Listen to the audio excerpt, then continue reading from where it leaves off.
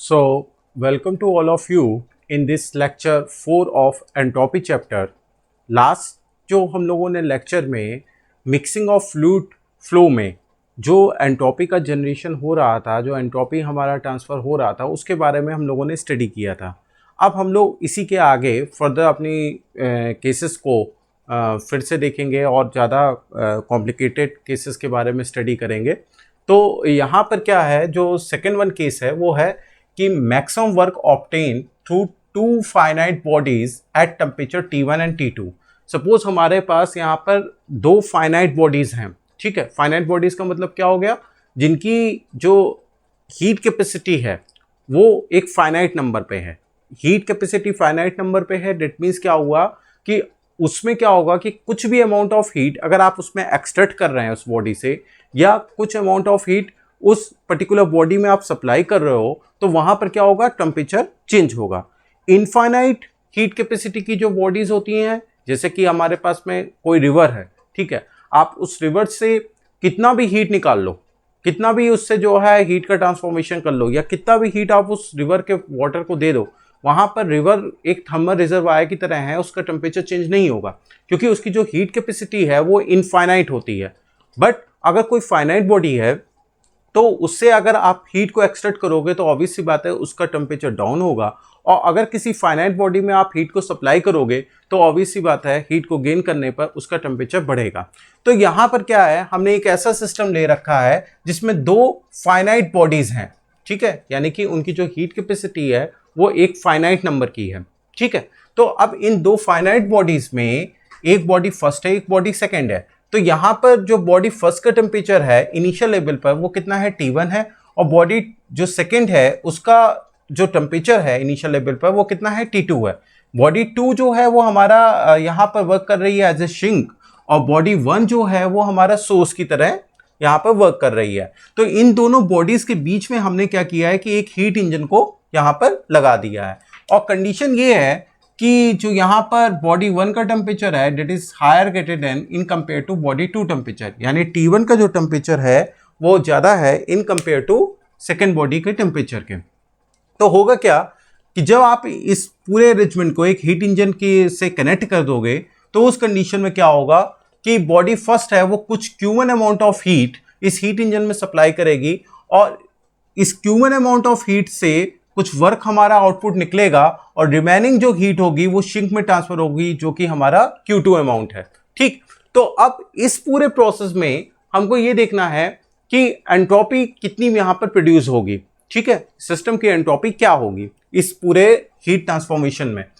तो एक चीज ध्यान रखिए, चूंकि ये दोनों बॉडीज फाइनाइट थी, तो यहां पर क्या होगा, जब हम Q1 amount of heat body first से एक्सट्रैक्ट करेंगे तो ऑब्वियस सी बात है कि अगर आप किसी बॉडी से कुछ समथिंग अमाउंट ऑफ हीट को एक्सट्रैक्ट करोगे तो उसका टेम्परेचर क्या होगा, डाउन होगा। तो यहां पर जो ये T1 से टेम्परेचर, इस बॉडी 1 का टेम्परेचर जो होगा वो TF हो जाएगा। इसी तरीके से जब आप Q2 अमाउंट ऑफ हीट इस बॉडी 2 में आप सप्लाई करोगे तो उस कंडीशन में क्या होगा, जब आप किसी भी बॉडी को कुछ हीट सप्लाई करोगे तो उसका टेम्परेचर बढ़ेगा। तो उस कंडीशन में यहां पर इस बॉडी सेकेंड का टेम्परेचर है वो T2 से कुछ TF हो जाएगा। अब ये TF दोनों का सेम क्यों हो रहा है, क्योंकि यहां पर हीट का ट्रांसफॉर्मेशन Q1 ये बॉडी 1 से बॉडी सेकेंड तक तब तक होता रहेगा जब तक कि दोनों बॉडीज का टेम्परेचर सेम ना हो जाए। तो इसी वजह से मैंने ये कहा है कि T1 से ये TF तक यहां पर ये Q1 amount of heat supply होती रहेगी, और Q2 अमाउंट ऑफ हीट तब तक सप्लाई होती रहेगी सिंक में जब तक कि T2 टेम्परेचर हमारा TF ना हो जाए। जहां पर अगर हम TF को T1 और T2 के बीच में रिलेट करें तो TF की जो वैल्यू होगी वो लाई करेगी in between of T1 and T2, यानी कि जो TF है वो वैल्यू क्या होगी, TF से T1 से TF की वैल्यू क्या होगी, छोटी होगी, बट TF की वैल्यू T2 के कंपेयर में क्या होगी, बड़ी होगी, ठीक है।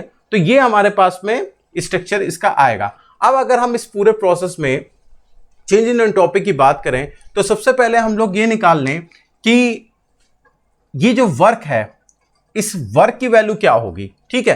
तो हमें ये पता है कि जो इस हीट इंजन से वर्क निकल रहा है उसकी वैल्यू क्या है हमारे पास में, date is Q1 minus Q2, और Q1 that is the amount of heat which is transfer from body 1 to that this heat engine until T1 becomes TF, ठीक है।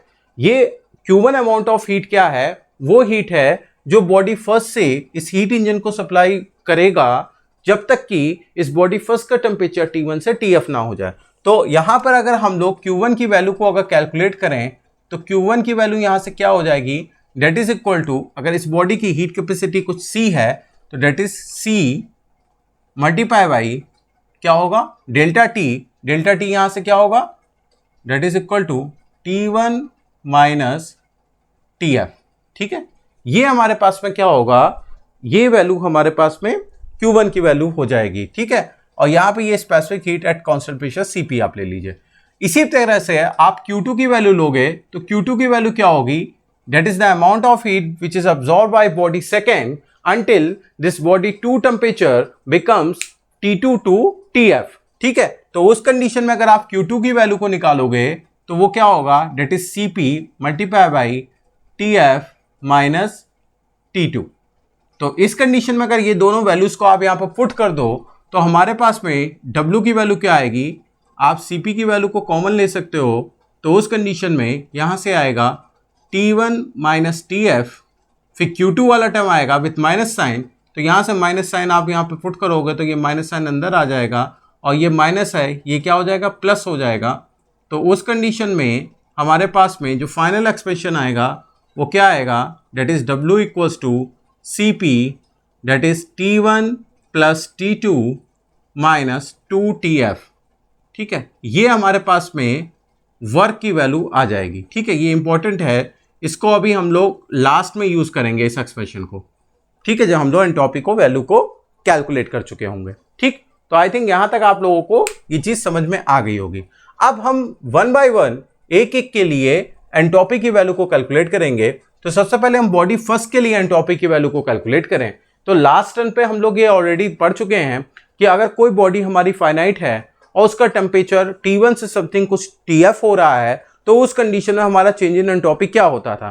तो अगर आप बॉडी फर्स्ट के लिए चेंज इन एंट्रोपी निकालें तो delta S for first, delta S for first किसके लिए, यानी बॉडी फर्स्ट के लिए अगर हम लोग निकाल रहे हैं तो उस कंडीशन में क्या होगा, that is integration of dq upon t।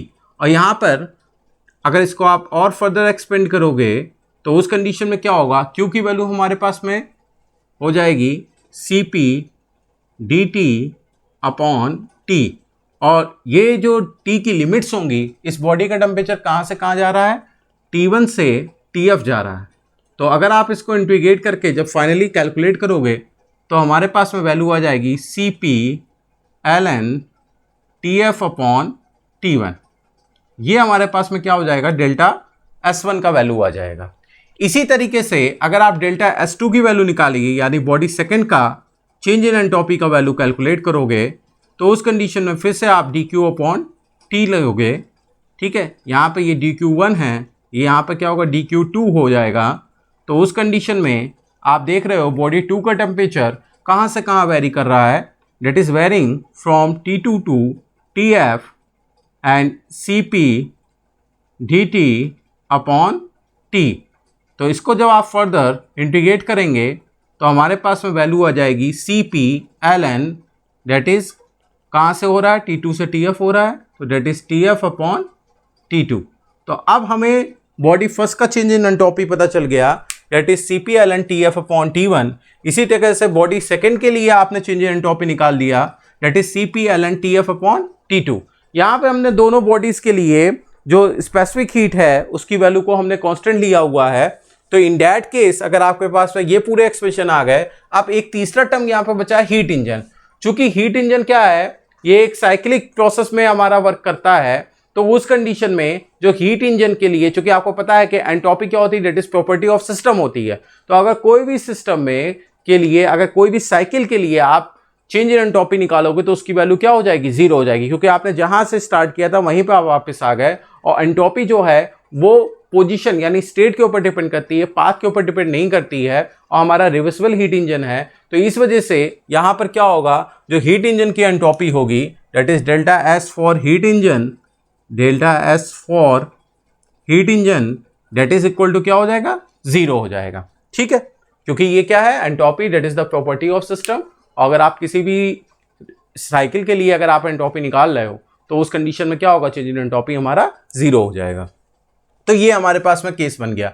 अब अगर आप यहां पर इस सिस्टम के एंट्रोपी की बात करें, ठीक है, तो सिस्टम की एंट्रोपी क्या होगी, बॉडी फर्स्ट की एंट्रोपी प्लस बॉडी सेकंड की एंट्रोपी प्लस हीट इंजन की एंट्रोपी, ये हमारे पास में ये कंडीशन आ जाएगी। ठीक है, कि अगर आप इन तीनों एंट्रोपीज का समेशन कर देंगे तो हमारे पास में पूरे जो है सिस्टम के लिए एंट्रोपी की वैल्यू आ जाएगी। ठीक है, और आपको पता है कि यहां पर हीट का ट्रांसफॉर्मेशन क्या हो रहा है, हीट का ट्रांसफॉर्मेशन सराउंडिंग में तो हो नहीं रहा है। तो अगर आप यहां पर देखोगे कि डेल्टा एस यूनिवर्स जो होगा वो क्या होगा, सिस्टम प्लस सराउंडिंग के एंट्रोपी के चेंज के समेशन के इक्वल होगा। क्योंकि यहां पर कहीं बाहर तो जा नहीं रही है हीट का ट्रांसफॉर्मेशन, तो यहां पर जो आपका डेल्टा एस यूनिवर्स की कंडीशन आप लेंगे, मैं इसको यहां पर लिख दे रहा हूं, तो डेल्टा एस फॉर यूनिवर्स जो होगा, ये आप पिछले टर्म पे पढ़ चुके हैं, ये वैल्यू हमेशा क्या होगी, greater than or equal to 0 होगी। तो यहां पर चूंकि यूनिवर्स में आपका सिस्टम प्लस सराउंडिंग होता है, सराउंडिंग की तो बात ही नहीं हो रही, यहां पे केवल ये सिस्टम ही की बात हो रही है। तो उस कंडीशन में आप यहां पर देखेंगे तो क्या होगा, delta S1 plus delta S2, heat engine की और पहले से ही 0 हो चुकी है, इसकी वैल्यू क्या होगी, greater than or equal to 0 हो जाएगी। Delta S1 plus delta S2, ये कट रहा है, इसको मैं ऊपर कर दे रहा हूं,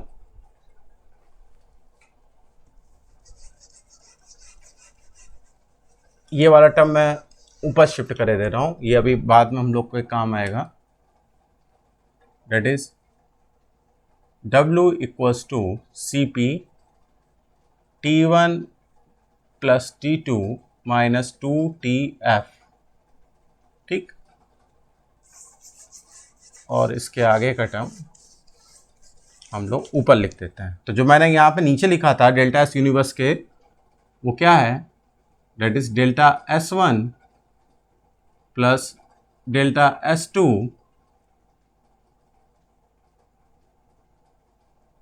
that is greater than or equal to 0। ठीक है, ये हमारे पास में हो जाएगा। अब आप अगर एक एक करके वैल्यू पुट करें यहां पर, तो डेल्टा S1 की वैल्यू हमारे पास में क्या थी, CP ln TF upon T1 plus delta S2 की वैल्यू हमने निकाली CP ln TF upon T2, ये वैल्यू जो होगी greater than or equal to 0 होगी। ठीक है, मैं अब इसको मिटा दे रहा हूं यहां से। ठीक, ये वाला टर्म कैसे आया था, since delta S for universe greater than or equal to 0। ठीक, तो ये हो गया। अब इसके बाद अगर हम इस प्रॉब्लम को सॉल्व करते हैं तो उस कंडीशन में क्या आएगा, आप देखिए CP तो कॉमन है, और यहां पर हमने क्या किया, लिमिटिंग केस ले लिया। लिमिटिंग केस का मतलब क्या हो गया, सपोज हमने मान लिया कि ये पूरा प्रोसेस कैसा है, रिवर्सिबल है, तो उस कंडीशन में आप जब लिमिटिंग केस लोगे तो ये एंट्रोपी हमारी किसके इक्वल हो जाएगी, चेंज इन एंट्रोपी 0 के इक्वल हो जाएगी। तो मैं दोनों चीजों को एक साथ ले रहा हूं, CP को अगर आप कॉमन ले लोगे तो यहां से क्या होगा, यहां पर देखिए आप CP अगर कॉमन ले लेते हैं तो ये है ln m plus ln n। तो ln m plus ln n, इसको आप सिंप्लीफाई करके क्या लिख सकते हो, ln m इंटू n। ठीक है, तो वही चीज हमने किया, CP ln with in bracket क्या होगा, TF multiply TF, that is TF square upon T1 multiply by T2, और लिमिटिंग केस हमने लिया है तो ये वैल्यू किसके होगी, इक्वल 0 के इक्वल हो जाएगी। ठीक है, अब आपको पता है अगर आप समथिंग अपॉन 0, ये 0 अपॉन CP आप करोगे तो उसकी वैल्यू भी क्या हो जाएगी, 0 हो जाएगी। तो इसको अगर आप फर्दर और सिंप्लीफाई करते हो तो ये एक्सप्रेशन हमारा क्या होगा, ln TF square T1 multiply by T2 that is equal to 0, और ये वैल्यू क्या होती है, ln 1 की वैल्यू जो होती है वो हमारी 0 के इक्वल होती है। तो अगर आप यहां से इस वाले टर्म को और इस वाले टर्म को आप अगर रिलेट करोगे तो उस कंडीशन में हमारे पास में क्या टर्म आएगा, that is TF square equals to T1 multiply by T2, या इसको फर्दर आप सिंप्लीफाई करोगे तो TF की वैल्यू क्या आ जाएगी, अंडर रूट TF की वैल्यू जो हमारे पास यहाँ से आ जाएगी that is equal to √T1 multiply by T2। तो इससे क्या ये कब आ रही है, ये जो TF की वैल्यू √T1 T2 कब आ रही है, जब हमारे पास में पूरे जो यूनिवर्स की एंट्रोपी है वो जीरो के इक्वल है, यानी कि हमारा क्या है, रिवर्सिबल केस है। तो रिवर्सिबल केस के कंडीशन में हमारे पास में क्या होगा, TF की वैल्यू √T1 T2 के बराबर आएगी। रिवर्सिबल केस है, इसका मतलब हमें उस समय वर्क की वैल्यू क्या होगी, मैक्सिमम मिलेगी। ठीक है, रिवर्सिबल केस के लिए हमें वर्क की वैल्यू क्या होगी, मैक्सिमम मिलेगी। तो इसका मतलब अगर आप TF की वैल्यू √T1 T2 इस एक्सप्रेशन में पुट कर दोगे W वाले में, तो वो जो हमें W मिल रहा होगा वो मैक्सिमम मिल रहा होगा, क्योंकि हमको पता है कि कोई भी साइकिल अगर रिवर्सिबल है तो उसमें जो वर्क आउटपुट मिलेगा वो मैक्सिमम मिलेगा, क्योंकि उसमें इरिवर्सिबिलिटी की वैल्यू क्या है, जीरो। तो उस कंडीशन में अगर हम लोग यहां पर ये TF की वैल्यू इस जगह पे पुट कर देते हैं तो हमें मैक्सिमम वर्क आउटपुट मिलेगा। तो मैक्सिमम वर्क आउटपुट की वैल्यू को हम लोग यहां से कैलकुलेट कर लेते हैं, तो कितनी आएगी, that is W maximum is equal to CP T1 plus T2 minus, अब देखिए यहां पर 2TF था, TF की वैल्यू हमने यहां पर रख रखी है, तो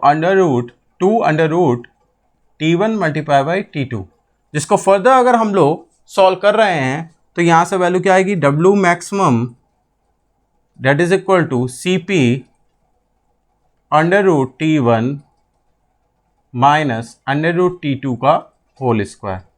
ठीक है, तो ये हमें मैक्सिमम वर्क आउटपुट मिलेगा अगर हमारे पास में दो फाइनाइट बॉडीज के बीच में कोई हीट इंजन लगा हुआ है। ठीक है, क्योंकि देखिए ये क्या लिखा हुआ है, ये A+B का होल स्क्वायर लिखा हुआ है। अगर आप √T1 का स्क्वायर करो प्लस √T2 का स्क्वायर करो माइनस 2 के अंदर ये वैल्यू है, तो ये क्या है, -2 मल्टीप्लाई A मल्टीप्लाई B है। तो यहां पर A की वैल्यू क्या है, √T1, B की वैल्यू क्या है, √T2, तो ये क्या है, सीधे A माइनस B का होल स्क्वायर है। तो ये मैक्सिमम वर्क आउटपुट मिलेगा। अब आप कहोगे सर ये अडॉप्ट कहां पे करेंगे, कहां पे हम इसको अप्लाई करेंगे। देखिए ये एक केस है, आपको इस टाइप की एक प्रॉब्लम मिल सकती है जिसमें क्या हो कि कोई दो फाइनाइट बॉडीज हों, उसकी आपको हीट कैपेसिटी की वैल्यू दी गई होगी, आपको टेम्परेचर दिया गया होगा उनका इनिशियल T1 और T2, फाइनल टेम्परेचर आपको दिया होगा कि जब तक ये दोनों बॉडीज का टेम्परेचर इतना नहीं हो जाता तब तक क्या हो रहा है, हीट का एक्सचेंजमेंट हो रहा है। तो आप बताइए कि नेट एंट्रोपी कितनी यहाँ पर कैलकुलेट करनी है आपको, कितनी एंट्रोपी वहाँ पर प्रोड्यूस हो रही होगी। तो आप इस तरह की अप्रोच को, इस तरह के जितने भी प्रॉब्लम्स बन सकते हैं जिनमें दो फाइनाइट बॉडीज के बीच में किसी हीट इंजन को कनेक्ट किया गया है, उसके लिए आप एंट्रोपी की वैल्यू या TF की वैल्यू को आप आसानी से कैलकुलेट कर सकते हैं। तो इसको मैंने एक जनरलाइज एक्सप्रेशन में आपको बताया है। न्यूमेरिकल कोई आएगा तो यहाँ पे कुछ डिजिट्स होंगे जिसको आप वैल्यू पुट करके आसानी से कैलकुलेट कर लेंगे। ठीक है, तो ये तो एक हमारा केस हो गया। इसके आगे फिर हम लोग नेक्स्ट केस लेते हैं। देखिए अब हम लोगों ने जो एक केस लिया हुआ है वो है आइसोथर्मल डिसिपेशन ऑफ वर्क का। सपोज मान लीजिए हमारे पास में एक कोई ये इलेक्ट्रिक वायर है, ठीक है, एक रेजिस्टेंस वायर है। ठीक, इसमें हम क्या कर रहे हैं, ये रेजिस्टेंस वायर ये इस बॉक्स के अंदर रखा हुआ है। बाहर से हम इस रेजिस्टेंस वायर में करंट I को सप्लाई करते हैं, यानी इसको पावर सप्लाई से हम रेजिस्टेंस वायर को बाहर से कनेक्ट कर देते हैं। अब होगा क्या कि ये रेजिस्टेंस वायर इस बॉक्स के अंदर रखा हुआ है। ठीक है, इसको ध्यान से समझिएगा, ये रेजिस्टेंस वायर है वो इस बॉक्स के अंदर रखा हुआ है और इस रेजिस्टेंस वायर को हम बाहर से क्या कर रहे हैं, करंट की सप्लाई कर रहे हैं, यानी पावर सप्लाई से इसको कनेक्ट कर दिया है। अब देखिए इस सिस्टम की जो बाउंड्री होगी वो ये होगी। ठीक है, इसको मैंने कंट्रोल वॉल्यूम से दिखाया तो आपको साफ दिख रहा है, ये जो हमारे पास में है ये हमारे पास क्या है, इस सिस्टम की बाउंड्री है। ठीक है, तो इस बाउंड्री में बाहर से, सराउंडिंग से, इस बाउंड्री में जो एंट्री कर रहा है वो क्या है। आप कहोगे सर सराउंडिंग से इस सिस्टम के अंदर जो एंट्री कर रहा है वो क्या है, ये करंट I है। तो जो करंट I है वो क्या है, वो हीट है कि वर्क है। तो हमेशा ध्यान रखिएगा जो करंट I है, यानी कि पावर सप्लाई से जब आप इसको कनेक्ट करोगे तो ये बाहर से जो आ रहा है वो क्या है, पावर आ रही है। ये I का मतलब क्या है, बाहर से क्या है, इलेक्ट्रिक पावर आ रही है इस वायर के अंदर। ठीक है, तो जो ये इलेक्ट्रिक पावर होगी that is equal to V into Y. ठीक है, और ये पावर जो होगी ये कैसी होगी, ये ऑर्डर फॉर्म में होगी कि डिसऑर्डर फॉर्म में होगी। तो हमेशा ध्यान रखिए जो इलेक्ट्रिक पावर आप किसी भी अप्लायंसेस में एज ए इनपुट देते हो तो वो क्या होती है, वो वर्क के फॉर्म में होती है, यानी कि ऑर्डर फॉर्म में होती है। ये जो पावर होगी, इलेक्ट्रिक पावर होगी, ये हमारे किस में होगी, ऑर्डर फॉर्म में होगी। और ऑर्डर फॉर्म का मतलब क्या होगी, ऑर्डर फॉर्म का मतलब क्या हो गया कि ये किस फॉर्म में हो गई, ये वर्क के फॉर्म में हो गई। हमेशा ध्यान रखिएगा, वर्क और हीट दोनों एनर्जी हैं, ठीक है। वर्क और हीट आप लोग ये पढ़ते ही आए हैं कि work is the another form of energy. तो वर्क और हीट दोनों ही एनर्जी हैं, बट डिफरेंस क्या है, वर्क हमारा जो होता है वो ऑर्डर फॉर्म में होता है, उसके अंदर जो एनर्जी पैकेट्स हैं वो कैसे हैं, वो ऑर्डर मैनर में लगे हुए हैं, ठीक है। जबकि हमारे पास में जो हीट है, हीट भी एनर्जी है, पर उसमें क्या होता है, डिसऑर्डरनेस होती है। डिसऑर्डरनेस इसमें किसमें होती है, हीट में होती है, ठीक है। तो आप इसीलिए कहते हो वर्क हाई ग्रेड एनर्जी है और हीट क्या है, लो ग्रेड एनर्जी है। हाई ग्रेड एनर्जी का मतलब क्या है कि वहां पर जो एनर्जी पैकेट्स हैं वो एक ऑर्डर फॉर्म में है, और जबकि लो ग्रेड एनर्जी का मतलब क्या है कि वहां पर क्या है, डिसऑर्डर है। हीट में क्या है, डिसऑर्डर है। अब आप हमेशा ध्यान रखिए, जो एंट्रोपी हमारी जनरेट होती है, मैंने फर्स्ट लेक्चर में आपको बताया था, एंट्रोपी किस वजह से कहां पे जनरेशन होता है, ड्यू टू डिसऑर्डरनेस। जो मैंने पिक्चर हॉल वाला एग्जांपल दिया था कि लोग रैंडम मैनर में जब मोशन करने लगते हैं तो डिसऑर्डरनेस बढ़ता है, उसकी वजह से आपकी एंट्रोपी जनरेट हो रही है। तो वर्क में तो हमारा डिसऑर्डर है नहीं, वर्क में तो हमारा किसी तरह का डिसऑर्डर है नहीं, तो वर्क ट्रांसफर में किसी भी तरह का एंट्रोपी का जनरेशन नहीं होगा, ठीक है।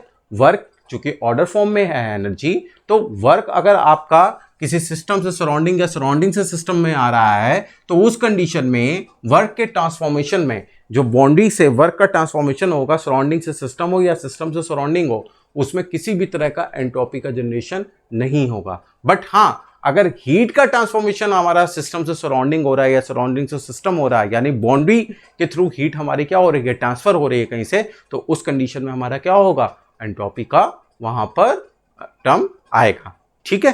तो अगर हम यहां पर इस क्वेश्चन में रिलेट करें, तो जो इस वायर को इनपुट मिल रही है एनर्जी, वो किस फॉर्म में है, इलेक्ट्रिक पावर के फॉर्म में है। तो यहां पर इस कंडीशन में जो ये बाहर से आउटपुट जा रहा है, इस वायर में एनर्जी जा रहा है, उस कंडीशन में हमारा किसी भी तरह का एंट्रोपी जनरेट नहीं होगा, क्योंकि जो इलेक्ट्रिक पावर है that is in the form of work, यानी कि ऑर्डर एनर्जी के फॉर्म में है। बट होता क्या है कि जब ये समथिंग, मान लीजिए ये W, ये पावर जो यहां मिल रही है इलेक्ट्रिक पावर, और W के इक्वल है सपोज, तो ये W जब इस वायर में आता है, ठीक है, रेजिस्टेंस वायर में आता है, तो ये ड्यू टू हीटिंग इफेक्ट, आपको पता है करंट का हीटिंग इफेक्ट क्या होता है, आप किसी भी रेजिस्टेंस वायर में अगर पावर को जनरेट ट्रांसफर करोगे, तो वो क्या होगा, P = V × I है, जितनी भी पावर है वो क्या करेगी, वहां पर हीट एनर्जी को प्रोड्यूस करेगा रेजिस्टेंस, और वो हीट को डिसिपेट करेगा। तो वही चीज यहां पे हो रही है कि जो ये पावर है जब इस रेजिस्टेंस वायर में जाती है, तो ये जो पावर होगी वो हीट एनर्जी के फॉर्म में इस वायर से डिसिपेट होगी टुवर्ड्स सराउंडिंग। तो आप ये कह सकते हो कि जो इस वायर में due to heating effect Q amount of heat generate हो रही है, वो किसके इक्वल होगी, इस पावर इनपुट के इक्वल होगी। यानी कि जो ये क्यू अमाउंट ऑफ एनर्जी जो हीटिंग इफेक्ट की वजह से इस वायर में जनरेट हो रही है और सराउंडिंग की तरफ ट्रांसफर हो रही है, वो किसके इक्वल होगी, वो इस इलेक्ट्रिक पावर के इक्वल होगी, ठीक है। तो इसको अगर हम लोग डॉट से कर दें तो इलेक्ट्रिक पावर जनरेशन होगा, यहाँ पर क्या होगा, हीट जनरेशन हो जाएगा, ठीक है, क्योंकि ये रेट के है, पर यूनिट टाइम की बात हम लोग कर रहे हैं।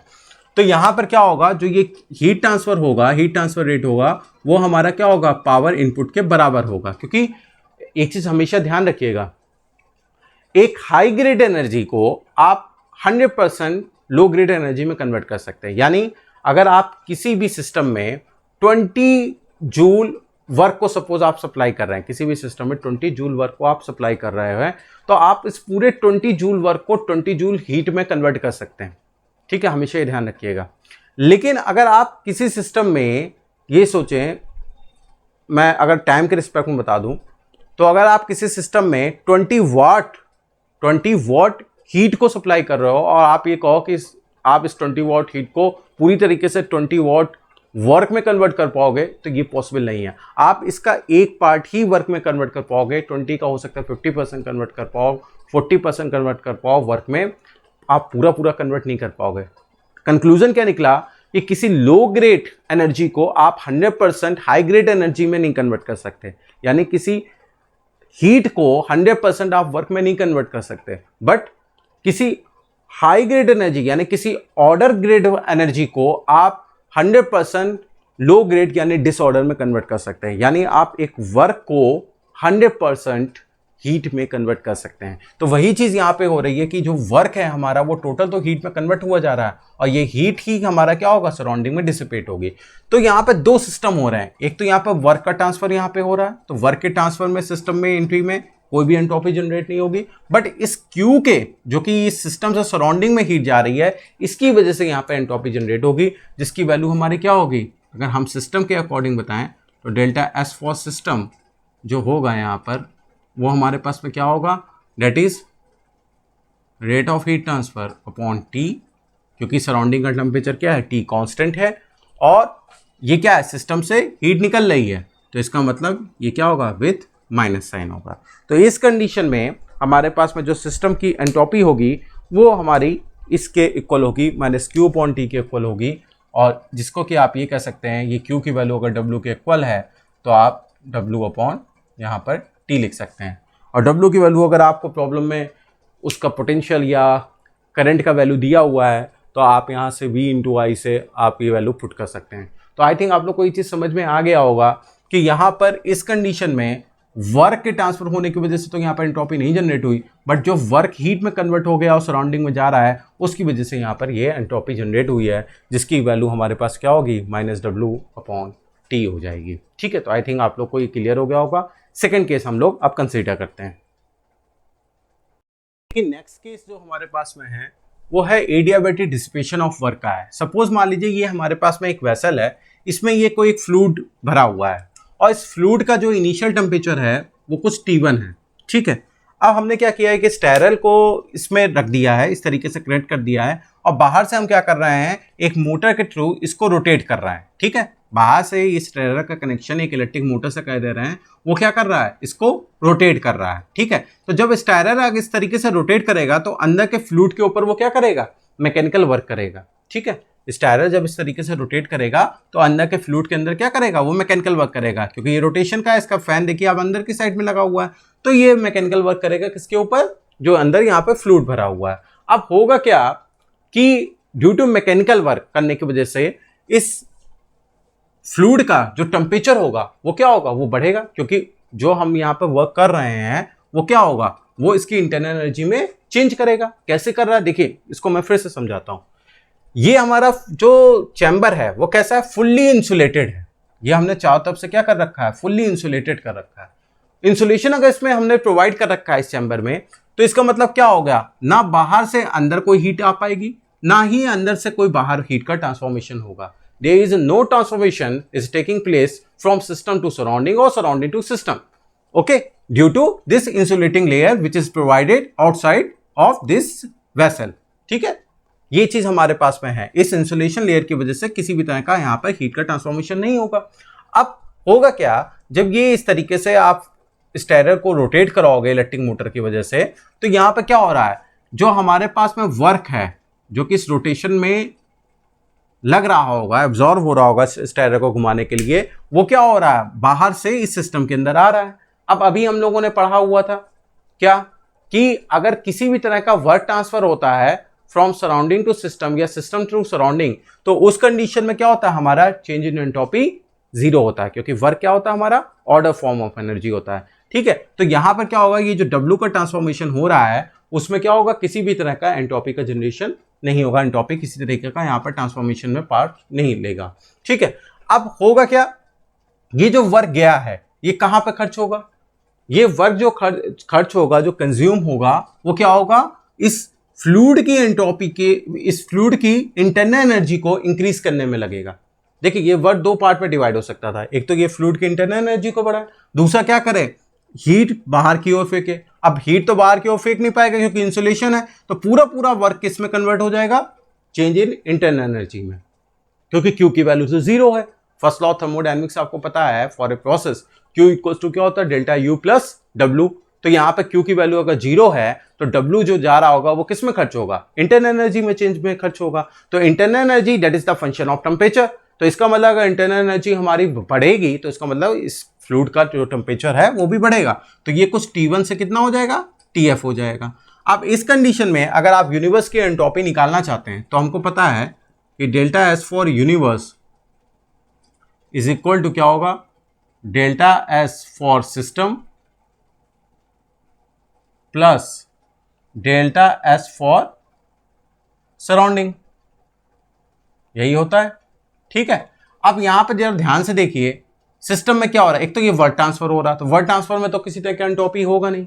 ठीक है, दूसरा क्या होगा, इस सिस्टम का टेम्परेचर T1 से TF हो रहा है, क्यों, क्योंकि इंटरनल एनर्जी चेंज हो रही है। तो उस कंडीशन में जो हमारे पास में एंट्रोपी चेंज ऑफ सिस्टम होगा वो क्या होगा, that is sorry dQ upon T, और टेम्परेचर कहां से कहां जा रहा है, T1 से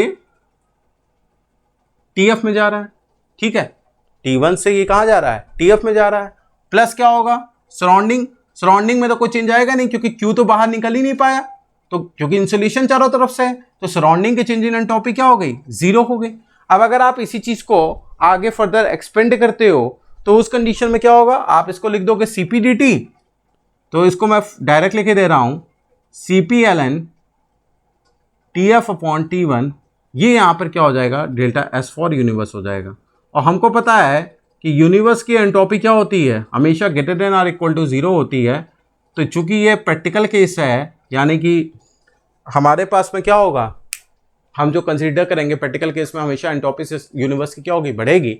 तो उस कंडीशन से जो ये डेल्टा एस यूनिवर्स की वैल्यू वो ग्रेटर देन जीरो आना चाहिए, और वो साफ जीरो आपको ग्रेटर देन जीरो दिख भी रही है, क्योंकि जो TF की वैल्यू है वो यहाँ पर क्या होगी, हमेशा T1 से बड़ी होगी। तो आपको ये चीज़ क्लियर हो रही है कि ये वैल्यू हमेशा कैसी होगी, पॉजिटिव होगी, है ना, जो कि ये हमारे जो पहली हम लोगों ने थ्योरी पढ़ी है कि यूनिवर्स की एंट्रोपी क्या होती है, हमेशा ग्रेटर देन जीरो होती है, उस चीज़ को वेरीफाई कर रहा है। ठीक है, तो ये हमारे पास में ये केस हो गया एडियाबेटिक डिस्ट्रीब्यूशन ऑफ वर्क का। अब हम लोग आगे नेक्स्ट बहुत ही इंपॉर्टेंट जो पॉइंट है वो है एंट्रोपी जनरेशन किस तरीके से होता है और एंट्रोपी का ट्रांसफर किस तरीके से होता है, उसके बारे में हम लोग स्टडी करते हैं। ठीक है, देखिए ये बहुत ही इंपॉर्टेंट टॉपिक है, entropy generation in A close system. ठीक है, किसी भी क्लोज सिस्टम में, क्लोज सिस्टम आपको पता है क्लोज सिस्टम क्या होता है, क्लोज सिस्टम में हमारा क्या होता है, अगर कोई, ये हमारे पास में क्लोज सिस्टम है, ठीक है, तो हमारे पास में हीट का एक्सचेंजमेंट तो हो जाएगा, एनर्जी का एक्सचेंजमेंट सिस्टम टू सराउंडिंग या सराउंडिंग टू सिस्टम, ये तो पॉसिबल है, बट यहाँ पर क्या होगा, मास का जो ट्रांसफॉर्मेशन है वो पॉसिबल नहीं होता। ये हम लोग पढ़ चुके हैं, क्लोज सिस्टम को हम लोग इसी तरह से डिफाइन करते हैं कि हीट या एनर्जी का ट्रांसफॉर्मेशन तो पॉसिबल है, बट मास का ट्रांसफॉर्मेशन नहीं हो सकता। तो ऐसा कोई क्लोज सिस्टम है जिसमें हमें क्या करना है, एंट्रोपी की वैल्यू को कैलकुलेट करना है। ठीक है, तो entropy generation in close system क्या है, एंट्रोपी किस तरीके से जनरेट हो सकती है किसी सिस्टम की, एक तो हीट इंडक्शन के लिए, कि सपोज मान लीजिए हमारे पास में ये सिस्टम था और इसके बाहर सराउंडिंग था। ठीक है, सिस्टम से कुछ Q अमाउंट ऑफ हीट बाहर ट्रांसफर हो रही है और सराउंडिंग का टेम्परेचर क्या है, T है। तो आप सिंपली कह दोगे कि due to this transformation of heat from system to surrounding, ठीक है, from system to surrounding at temperature T0, entropy is equal to क्या होगा, delta S equal to Q upon T0। ये आपको पता है। तो ये जो इस तरह का हमने अभी किया था केसेस, जिसमें क्या हो रहा है, सिस्टम से सराउंडिंग में कोई हीट का ट्रांसफॉर्मेशन हो रहा है या सराउंडिंग से सिस्टम में कोई हीट आ रही है, तो उस कंडीशन में जो हमारा एंट्रोपी चेंज आता था वो सिंपली क्या होता था, Q अपॉन T0। अगर टेम्परेचर वेरी कर रहा है सिस्टम में तो आप क्या कर देते थे, that is CP/ln T2 upon T1 कर देते थे। एक्सपेंशन जो हम लोगों ने निकाला था कि DQ अपॉन T करते थे, और Q चूंकि फंक्शन है हमारा किसका, टेम्परेचर का, तो CP/dT अपॉन T, जिसको आप इंटीग्रेट करके क्या निकाल लेते थे कि CP/ln T2 अपॉन T1। ठीक, तो ये तो सिंपल केस हम लोग अभी तक पढ़ते आ रहे थे, ये हीट इंट्रैक्शन वाले हमने सारे केसेस पढ़े हैं। दूसरा क्या, बाय इंटरनल इरिवर्सिबिलिटी। अब ये क्या चीज है इंटरनल इरिवर्सिबिलिटी, देखिए, तो अगर अभी हम लोग इसको समझते हैं, अगर ये आप इन दोनों स्टेटमेंट्स को मिला दो तो यहां पे क्या होगा, डेल्टा एस फॉर सिस्टम किसके इक्वल होगा, delta S for system, that is delta S for, इसको हीट इंट्रैक्शन, तो हीट इंट्रैक्शन को हम लोग क्या बोल दें, इसको किसी भी समय से ऐसे लिख दो, हीट इंटरेक्शन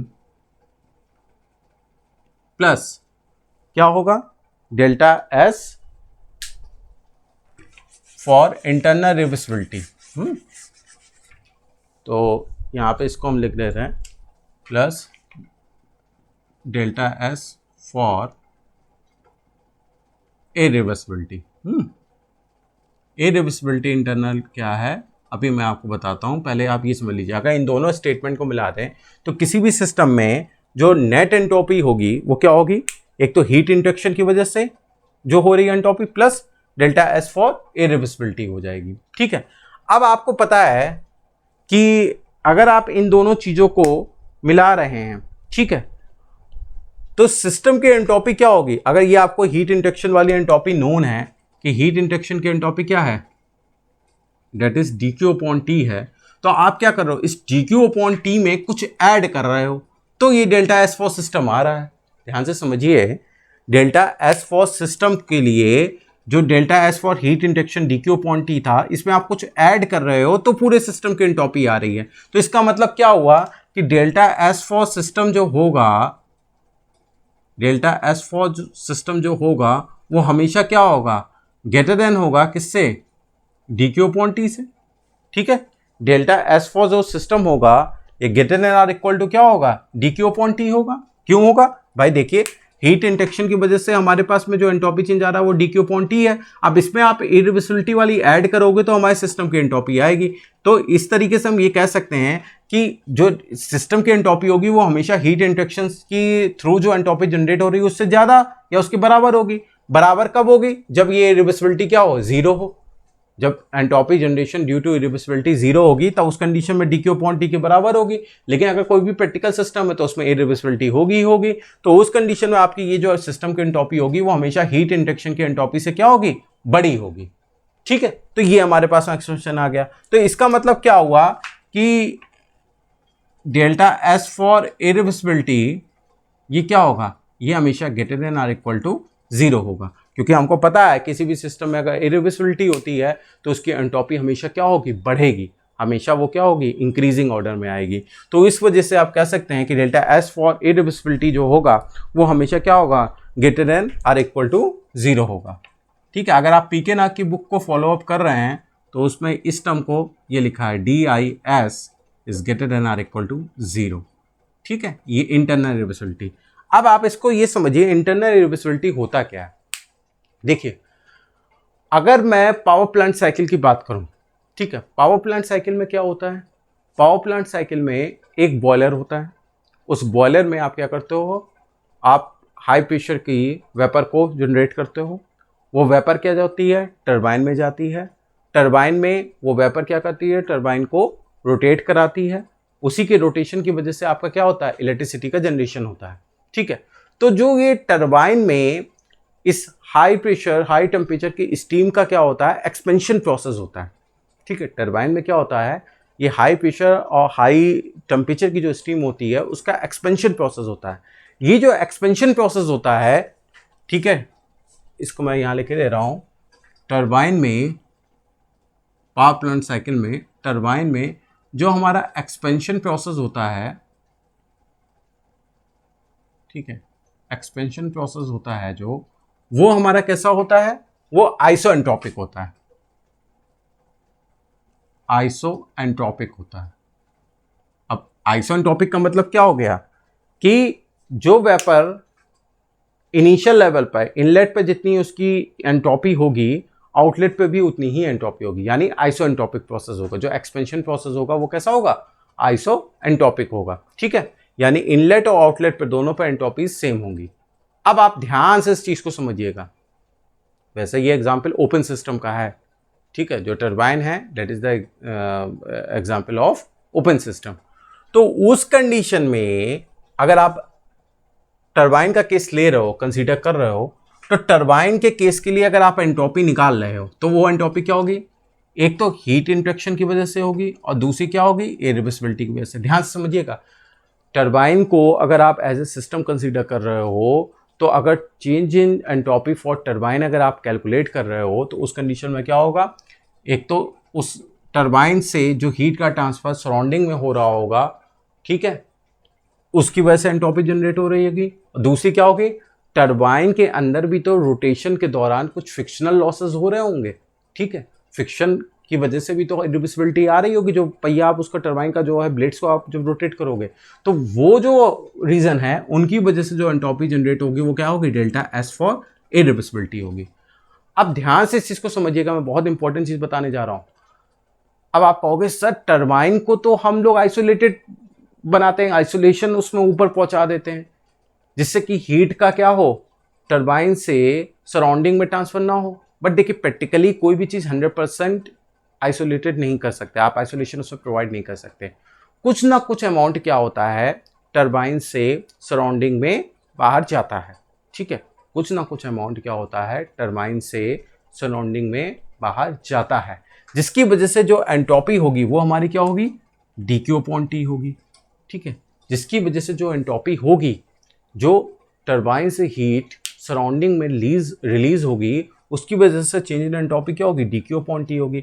अब आप ध्यान से समझिएगा, टरबाइन से अगर हीट सराउंडिंग में जा रही है, टरबाइन से अगर हीट सराउंडिंग में जा रही है, तो हीट अगर सिस्टम से निकलती है तो वो कैसी होती है, निगेटिव होती है। तो इसका मतलब जो ये dQ/T होगा ये माइनस साइन होगा, यानी कि ये क्या कर रहा होगा, सिस्टम की एंट्रोपी को डिक्रीज कर रहा होगा, माइनस dQ/T आएगा क्योंकि टरबाइन से हीट बाहर जा रही है, और ये क्या करेगी, सिस्टम की एंट्रोपी को डिक्रीज करेगी। अब ध्यान से समझिएगा, जब ये व्हील टरबाइन व्हील हमारा घूम रहा है और वहां पर फ्रिक्शनल लॉसेस हैं, तो फ्रिक्शन की वजह से वहां पर हीट जनरेट होगी अंदर सिस्टम के, ठीक है, और जब सिस्टम के अंदर हीट जनरेट होगी तो फ्रिक्शन की वजह से जो हीट आएगी वो हमारी कुछ आएगी, कुछ डेल्टा एस फॉर इरिवर्सिबिलिटी, ठीक है, जो हीट जनरेशन फ्रिक्शन की वजह से जनरेट होगा सिस्टम के अंदर रोटेशन के दौरान, तो वो उसकी वजह से जो एंट्रोपी जनरेट हो रही है डेल्टा एस इरिवर्सिबिलिटी आएगी। अब अगर ये डेल्टा एस इरिवर्सिबिलिटी जो फ्रिक्शन की वजह से जनरेट हो रही थी, जो फ्रिक्शन की वजह से जनरेट हो रही है डेल्टा एस इरिवर्सिबिलिटी, अगर वो हमारी हीट इंटेक्शन की वजह से जितनी एंट्रोपी सिस्टम की डिक्रीज हो रही थी उसके बराबर आ जाए तो क्या होगा, यानी इरिवर्सिबिलिटी के थ्रू जो हमारी एंट्रोपी सिस्टम में बढ़ रही थी, जो जनरेट हो रही थी, वो अगर एंट्रोपी हमारी सिस्टम की हीट इंटेक्शन की वजह से जो घट रही थी एंट्रोपी उसके बराबर हो तो क्या होगा, तब तो आपने अगर इन दोनों को जोड़ा तो नेट एंट्रोपी सिस्टम की क्या हो गई, जीरो हो गई कि नहीं हो गई, ठीक है, कुछ समझ में आ रहा है कि नहीं आ रहा है। जितनी एंट्रोपी घटी थी, अगर इरिवर्सिबिलिटी की वजह से उतनी ही एंट्रोपी सिस्टम के अंदर बढ़ जाए, ठीक है, फ्रिक्शन की वजह से उतनी ही एंट्रोपी नई जनरेट हो जाए, तो उस कंडीशन में क्या होगा, इन दोनों एंट्रोपीज का अगर आप समीशन कर दोगे तो सिस्टम की एंट्रोपी क्या हो गई, जीरो के बराबर आ गई। तो ये कैसा केस हुआ, ये केस हो गया आपका आइसो एंट्रोपिक प्रोसेस का। ये केस कैसा हो गया, आइसो एंट्रोपिक प्रोसेस का। क्यों, क्योंकि delta S for system zero हो गया। Delta S for system zero का मतलब क्या हुआ, चेंज इन एंट्रोपी सिस्टम की क्या होगी, जीरो हो गई, यानी एंट्रोपी क्या हो गई उस सिस्टम की, कांस्टेंट हो गई, यानी एंट्रोपी क्या हो गई उस सिस्टम की, कांस्टेंट हो गई। अब ध्यान से समझिएगा, अगर इस सिस्टम की एंट्रोपी कांस्टेंट हो गई, बट क्या ये एडियाबैटिक प्रोसेस था, आप कहोगे सर एडियाबैटिक प्रोसेस कहाँ है, ये एडियाबैटिक प्रोसेस नहीं है क्योंकि यहां पर तो हीट का इंट्रैक्शन हो रहा है टरबाइन से बाहर, एडियाबैटिक प्रोसेस नहीं है, यहां पर क्या हो रहा है, टरबाइन से सराउंडिंग में हीट का इंट्रैक्शन हो रहा है। क्या ये रिवर्सिबल प्रोसेस है, ये रिवर्सिबल प्रोसेस भी नहीं है। तो इस कंक्लूजन क्या निकला, हर आइसो एंट्रोपिक प्रोसेस जरूरी नहीं है कि वो क्या हो, एडियाबैटिक हो। हर आइसो एंट्रोपिक प्रोसेस जरूरी नहीं है कि वो एडियाबैटिक हो, पर हर रिवर्सिबल एडियाबैटिक प्रोसेस जरूर से आइसोएंट्रोपिक होगा। अब मैंने पहला वाला केस तो आपको दिखा दिया कि आइसोएंट्रोपिक प्रोसेस है, बट ये कोई हमारा एडियाबैटिक प्रोसेस नहीं है क्योंकि हीट का एक्सचेंजमेंट हो रहा है। बट अगर आपके पास में कोई रिवर्सिबल एडियाबैटिक प्रोसेस है तो क्या होगा, रिवर्सिबल एडियाबैटिक का मतलब एडियाबैटिक है तो हीट इंट्रैक्शन क्या हुआ, जीरो हुआ, टरबाइन से सराउंडिंग में हीट नहीं जा पाएगी, तो ये वाला टर्म हमारा क्या हो गया, 0 हो गया।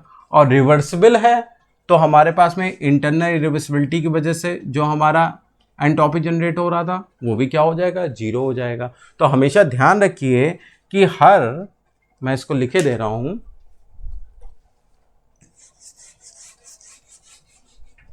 कि रिवर्सिबल एडियाबैटिक प्रोसेस जो होगा वो आपका आइसोएंट्रोपिक हो सकता है, ठीक है, बट ये जरूरी नहीं है all isoentropic process are adiabatic process या रिवर्सिबल एडियाबैटिक प्रोसेस। ये स्टेटमेंट गलत है, ठीक है। सारे रिवर्सिबल एडियाबैटिक प्रोसेस आइसोएंट्रोपिक हो सकते हैं, पर सारे आइसोएंट्रोपिक प्रोसेस रिवर्सिबल एडियाबैटिक हो ये पॉसिबल नहीं है। तो इस चीज को हमेशा ध्यान रखिएगा। तो जो ये टर्म आपका इरिवर्सिबिलिटी के थ्रू एसोसिएट एंट्रोपी हो रहा है, यही हमारा क्या कहलाता है, एंट्रोपी जनरेशन कहलाता है, ठीक है। तो ये वाला जो टर्म है आपका इंटरनल इरिवर्सिबिलिटी की वजह से जो एंट्रोपी जनरेट हो रही है, यही टर्म हमारा क्या कहलाता है, यही टर्म आपका कहलाता है एंट्रोपी जनरेशन। यही टर्म हमारा कहलाता है एंट्रोपी जनरेशन। तो आई थिंक आप लोग को ये जो पॉइंट है ये क्लियर हो गया होगा। अब हम लोग कुछ प्रॉब्लम डिस्कस कर लेते हैं। देखिए क्वेश्चन है, एक हमको ये दिया हुआ है, an amount of 100 kilowatt of heat is transfer to a wall in a steady state. One side of the wall is maintained at 127 degree centigrade and other is at 27 degree centigrade. The entropy generated in watt per Kelvin due to heat transfer through a wall. ये हमको calculate करना है, entropy कितनी generate हो रही है इस heat transfer में, इस वॉल के थ्रू, ठीक है। तो मैंने एक फिगर ये बना दिया है, जैसे मान लीजिए ये वॉल है, इसका एक साइड जो है ये थिकनेस हो गई वॉल की, ये जो साइड है ये 127 डिग्री सेंटीग्रेड पे है, यानी कि ये इसको आप केल्विन में चेंज करोगे तो 400 केल्विन हो गया, ठीक है। और जो ये दूसरा साइड है ये 27 डिग्री सेंटीग्रेड पे है, यानी कि 300 केल्विन पे, ठीक, ये है। और ये जो क्यू अमाउंट ऑफ हीट है, ये क्यू की वैल्यू हमको दी गई है, ये कितनी दी गई है हमको, 100 किलोवाट, ठीक है। ये क्यू अमाउंट ऑफ हीट जो है वो वॉल के इस एंड से दूसरे एंड की ओर जा रही है, ठीक। अब हमको बताना है कि इस पूरे प्रोसेस में, ये स्टेडी स्टेट प्रोसेस है। स्टेडी स्टेट का मतलब क्या हो गया कि जो प्रॉपर्टीज ऑफ सिस्टम होगी, ठीक है, वो हमारी क्या होगी, टाइम के रिस्पेक्ट में चेंज नहीं होगी, ठीक है। प्रॉपर्टी ऑफ सिस्टम जो होगी वो टाइम के रिस्पेक्ट में क्या होगी, वो चेंज नहीं होगी। तो इसका मतलब क्या हो गया कि जो हमारी सिस्टम की एंट्रोपी होगी वो हमारी क्या होगी, देखिए एंट्रोपी क्या है, प्रॉपर्टी ऑफ सिस्टम है। तो अगर स्टेडी स्टेट प्रोसेस है तो प्रॉपर्टी ऑफ सिस्टम हमारी चेंज नहीं हो रही, यानी कि सिस्टम की प्रॉपर्टी, सिस्टम की एंट्रोपी जो होगी वो क्या रहेगी, कांस्टेंट रहेगी। इसका मतलब क्या हो गया कि डेल्टा एस फॉर सिस्टम जो होगा वो क्या होगा, 0 होगा, क्योंकि स्टेडी स्टेट प्रोसेस है, ठीक। अब आप अगर इसको ध्यान से देखें तो क्या होगा, डेल्टा एस फॉर सिस्टम हमें पता है वो किसके बराबर होता है, delta S for heat transfer, heat transfer की वजह से जो हमारी एंट्रोपी जनरेट हो रही है, ठीक है, प्लस क्या होगा, डेल्टा एस फॉर जनरेशन, है ना, इंटरनल इरिवर्सिबिलिटी की वजह से जो हमारी जनरेट हो रही है ना। तो यही दो थी, अभी हम लोगों ने पढ़ा है अभी कि एक तो हीट ट्रांसफर की वजह से, दूसरा क्या होगा, जनरेशन की वजह से। अब ये तो प्रॉब्लम में आपको दिया हुआ है कि स्टेडी स्टेट प्रोसेस है, तो डेल्टा एस फॉर सिस्टम तो हमारा क्या हो गया, 0 हो गया। फिर delta S for heat transfer, तो हीट ट्रांसफर कितना हो रहा है, 100 किलोवाट हो रहा है। अब ध्यान से देखिए यहां पर ये 100 किलोवाट जो हीट है ये वॉल के इस एंड से क्या होगी, निकलेगी, और इस वाले एंड की ओर क्या हो रही है, जा रही है। अगर आप सिस्टम के अंदर का आप मैकेनिज्म देखो तो सिस्टम के अंदर मैकेनिज्म क्या होगा कि 400 वाले से ये क्या हो रही, हीट निकल रही है और किधर की ओर जा रही है, 300 वाले की ओर वो जा रही है हीट। अभी आप ये वाली चीज भूल जाइएगा कि बाहर से हीट आई और इधर की ओर जा रही है, ठीक है। आप केवल सिस्टम की बात करिए तो सिस्टम में क्या हो रहा है, इस एंड से दूसरे एंड की ओर ये जा रही है। तो उस कंडीशन में अगर आप चेंज इन एंट्रोपी ऑफ इस साइड वाले एंड के आप निकालोगे तो इस वाले एंड के लिए कितना हो गया amount of heat, that is 100 temperature, क्या आपको पता है ना Q अपॉन T लगाते हैं, तो वही हम लोग लगा रहे हैं 100 अपॉन टेम्परेचर यहाँ पे कितना है 400। अब आप ये बताओ इस एंड से ये हीट क्या हो रही है, जा रही है, यानी इस एंड से ये हीट निकल रही है, तो ये वैल्यू हमारी कैसी हो गई, ये माइनस साइन के साथ में हो गई। ठीक, फिर क्या हो गया, ये हीट कहाँ जा रही है, इस वाले एंड की ओर जा रही है, इसका टेम्परेचर कितना है 300 है, यानी ये हीट यहाँ पर रिसीव हो रही है। तो हीट अगर किसी सिस्टम में रिसीव होती है तो वो क्या होगा, पॉजिटिव होगा। तो ये क्या होगा 100 अपॉन, और इसका क्या है टेम्परेचर कांस्टेंट बना हुआ है, दैट इज 300। ठीक है, जब टेम्परेचर कांस्टेंट रहता है तो आप एंट्रोपी के लिए एक्सप्रेशन लगाओगे Q अपॉन T, जब चेंज होगा तो क्या लगाओगे C ln T2 upon T1, है ना। तो ये हो गया। अब और प्लस क्या होगा डेल्टा S फॉर जनरेशन, ये तो आपका जो फर्स्ट वाला था जो delta S for heat transfer उसमें ये पूरा केस था। ठीक है, और ये क्या हो गया जनरेशन। अब अगर आपको डेल्टा S फॉर जनरेशन निकालना तो ये वाले टर्म आप इधर ले आइए, तो यहाँ से आप ये लिख के आओगे तो ये वाला तो आपका पॉजिटिव हो जाएगा।